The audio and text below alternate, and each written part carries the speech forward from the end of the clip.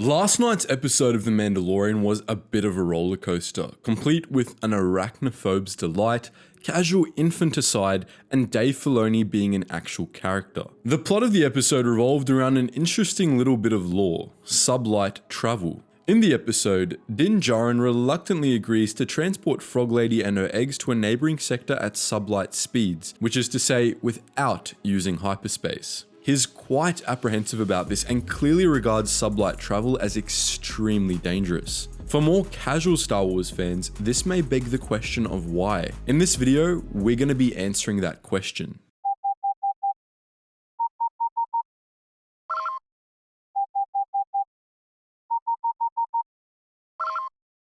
Attention, Sergeant on deck!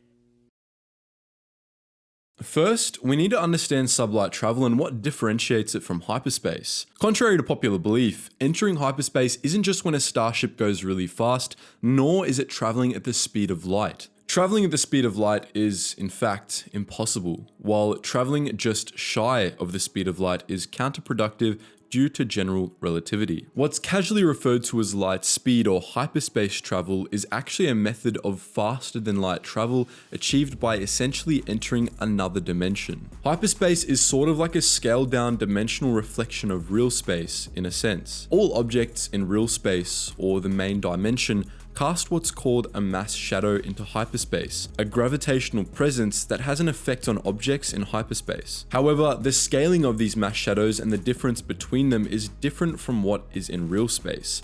Mass shadows are essentially much closer together in hyperspace, and they have dramatically increased gravitational strength. This change in distance scaling means that a ship that's able to jump into hyperspace can achieve a sort of faster than light travel, as a short distance in hyperspace is essentially a much larger distance in real space. If you're familiar with Minecraft, it's pretty much how nether travel works. There are dangers to this, of course. Hyperspace isn't the most stable of dimensions, and if you screw up hyperspace travel, you'll likely crash into a mass shadow, which has tremendously destructive consequences. Ships traveling through hyperspace have to travel along incredibly precise routes calculated in advance by an onboard Navi computer, as it's all but impossible to not hit a mass shadow otherwise. But despite the huge theoretical dangers of hyperspace, in practice, hyperspace travel was quite safe for most of Republic history, as Navi computers usually did their jobs pretty well, and the dangers that encountering other beings would normally pose was eliminated. It was, after all, impossible for two ships to make contact in hyperspace save through collision. Hyperspace travel was the backbone of civilization in the Star Wars universe. Galaxies are pretty massive spaces, and even at the speed of light, it would take a ship 100,000 years to go from, say, Coruscant to Tatooine. Hyperspace meant that it was possible to complete such journeys in a few days instead. For this reason, hyperspace travel was generally the norm in the civilized galaxy, but it wasn't the only option. All starships had sublight drives, propulsion engines that allowed craft to move through space at speeds slower than the speed of light. If a starship was unable to go into hyperspace, or its pilot, for some reason, didn't want to go into hyperspace, it could attempt to make it over to the next planet at sublight speeds. Sublight is pretty much just regular space travel, though in the Star Wars universe, it's much faster than it is in the real world, as even slower vessels traveled at respectable fractions of the speed of light. But this sublight travel generally wasn't done for a variety of reasons. As Din Djarin pointed out in the latest episode of The Mandalorian, there are a ton of dangers to sublight travel, especially if you were being tracked or were otherwise being hunted by someone. The most obvious danger was that it took forever. More time spent traveling is more time someone has to catch you on the road, as the latest episode showed with those New Republic X-Wings. If you're trying to lay low, hyperspace provides some degree of security and allows you to cover your tracks a bit, while real space has no such guarantees.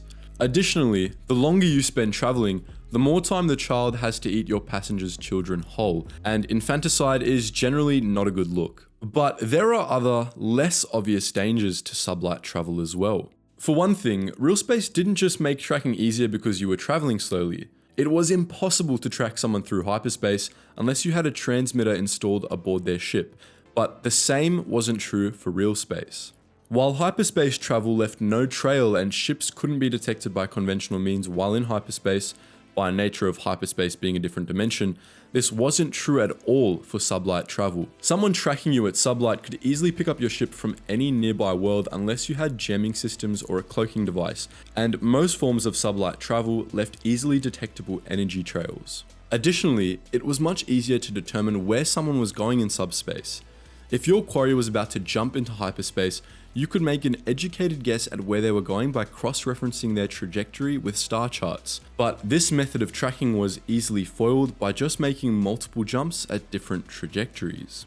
With Sublight travel, however, it was always obvious where a ship was going, and hyperspace-capable ships could even exploit this to get to a target's destination before they did. A prime example of several of these aforementioned dangers would be the Millennium Falcon's flight to Bespin after the Battle of Hoth. At the time, the Falcon didn't have a functioning hyperspace, which the heroes of Yavin only realized when they were coming up on the Hoth system's asteroid belt. After seemingly evading the Imperial fleet that was chasing them, the crew of the Falcon had little choice but to limp along at sublight speeds to Bespin, a world that was just up from the Ison corridor from Hoth. This journey ended up taking several weeks due to the slow speed of sublight travel, even for a ship as fast as the Millennium Falcon. Because of this, Boba Fett was able to catch the Falcon as it was sneaking away, allowing him to calculate its trajectory and inform Darth Vader. As Fett and Vader's ships had functional hyperdrives, they got to Bespin first and had plenty of time to set their trap. The last danger of Sublight was, perhaps, the scariest of all: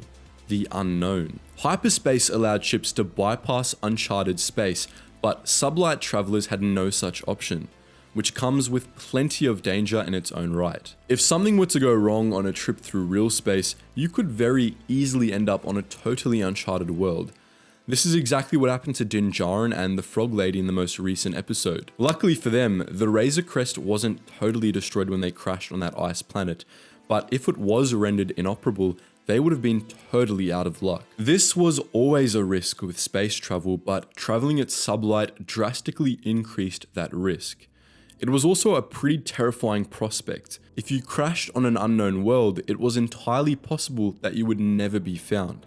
If a ship was damaged enough in the crash, the occupants may well have been stranded on that world for the rest of their lives, with no options but to start a new civilization from scratch. This obviously was not an easy task, and it was a terrifying prospect for most people. Furthermore, unknown planets come with unknown dangers. The Mandalorian showed us this well, as the ice world the Razor Crest crashed on was apparently home to huge colonies of nightmare spiders. This was far from unusual. If an unknown world was inhabitable, then the odds were that it was inhabited and had some kind of a local ecosystem, and every ecosystem has its own apex predator. Those predators ranged from giant spiders to bloodthirsty hounds to Lovecraftian nightmare creatures, and there was no way that maroon pilots could know which a planet had to offer in advance. It's bad enough to have to fend for yourself against terrifying beasts, but it's even worse not knowing what those beasts are like until they're trying to kill you. For these reasons, pilots rarely traveled between star systems at sublight speeds,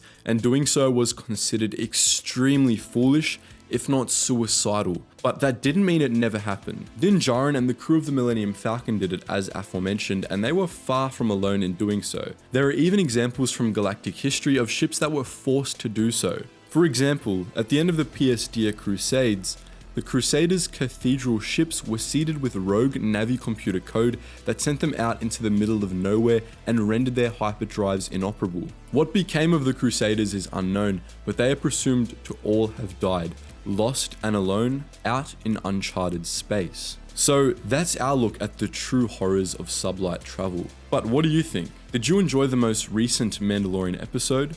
Would you like it if a 50-year-old toddler were eating your children whole? Feel free to post your thoughts in the comments section below. And just before you go guys, make sure you check out all those links in the description below, including our Patreon where you get access to exclusive content, our Discord servers where you can chat with myself and other Star Wars fans, and our Geetsly's gaming network where you can play games with other Star Wars fans. Anyways guys, as always, thank you so much for watching, and I hope to see you in the next video.